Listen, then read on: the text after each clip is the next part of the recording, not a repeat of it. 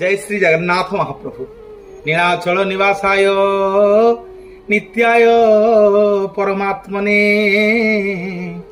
बलभद्र सुभद्राभ्यं जगन्नाथाय ते नमो नमो। सकाळ पाइला बेलू आज्ञा हुरी पड़गला श्रीक्षेत्र श्रीमंदिर रे महाप्रभुंकर रत्न थाली चोरी ही जाइछि।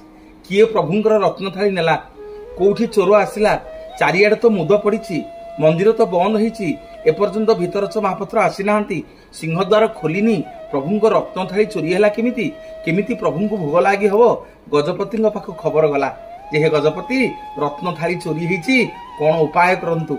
सेतबेले गजपति थांती प्रताप रुद्रदेव गजपति महाप्रभुंक पाखरे अधिया पड़ले, कहले प्रभु कौन दोषादोष होईछि, रत्न थाली आपणकर किए चोरी करी नैछि, किए से चोर, केमिति आपणक कार्य कार्य सब लागिवो, रत्न थाली नाही भोग केमिति लागिवो।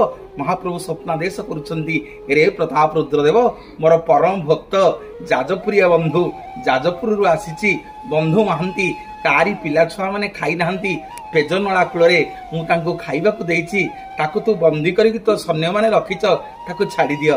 ହଁ ଆଜ୍ଞା ଟିକେ ନେଇଯିବି ଆପଣ ମାନଙ୍କୁ ଯାଜପୁରକୁ। ଜଣେ ମହାନ ଭକ୍ତ ଜନ୍ମ ନେଇଥିଲେ ଯାଜପୁର ଜିଲ୍ଲାରେ, ଯାହାଙ୍କ ନାଁ ହଉଛନ୍ତି ଆଜ୍ଞା ବନ୍ଧୁ ମହାନ୍ତି। ଓଳିଏ ଖାଇଲେ ଓଳିଏ ଖାଇବାକୁ ପାଆନ୍ତିନି। ଯୋଡ଼ିଏ ଝିଅ ଗୋଟିଏ ପୁଅ ଏବଂ ନିଜର ଧର୍ମପତ୍ନୀଙ୍କୁ ନେଇ ତାଙ୍କ ସଂସାର। ପ୍ରତ୍ୟେକ ଦିନ ଭିକ୍ଷା ମାଗିଲେ ତାଙ୍କର ଦିନ କଟେ। ସବୁଦିନ ଭଜନ କୀର୍ତ୍ତନ କରି ମହାପ୍ରଭୁଙ୍କୁ ସ୍ମରଣ କରନ୍ତି। ଜଗନ୍ନାଥଙ୍କ भजन न कले अन्न जल स्पर्श करंतिनी। गोटे दिन दुर्भिक्ष पड़िला, समग्र उत्कल रे केही खाइबाकू पाइलेनी। जा द्वार को भिक्षा मागिया गले केही भी चाउल गंडे देलेनी, भिक्षा देलेनी। दीदीटा झियो गोटे पुओ कौन खाइबे मन भितर अनेक दुख कष्ट, केते भूख उपास रहिबे।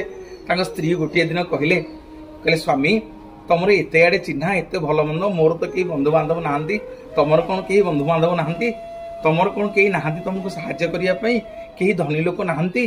बिचरा बंधु महांती मनरे एभली भक्ति थिला, एभली महाप्रभु से भाबुथिला जे किए कहिला मोर नाहांती, मोर जने महान बंधु अछंती श्रीक्षेत्र, एठू बहुत दूर चाली चाली जीवाकू पड़िबो। तांको पाखरे प्रत्येक दिन 60 कोटी भोग लागे। से होउछंती जगतर मालिक, सेही होउछन मोर बंधु। खुशी हे गेले बंधु महांती स्त्री, एडे बड़ लोक तमर बंधु, ताले चालु न जीवा।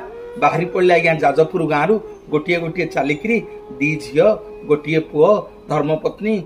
बहुत दिन लगिला, न खाई न पी पानी टिके पाइलेनी, पीवा को बहुत कष्ट करी आसिक पहुंचले। देखिले सिंहद्वार आगे प्रबल गहली, दारोगा सब लोक माने सब जगन्नाथ को दर्शन करने जाउछंती। कौन करिवे आज आउ जीवे केमिति, राति हे गलानी। मन को मन स्त्री की बुझेई देले, झील कहूची भोक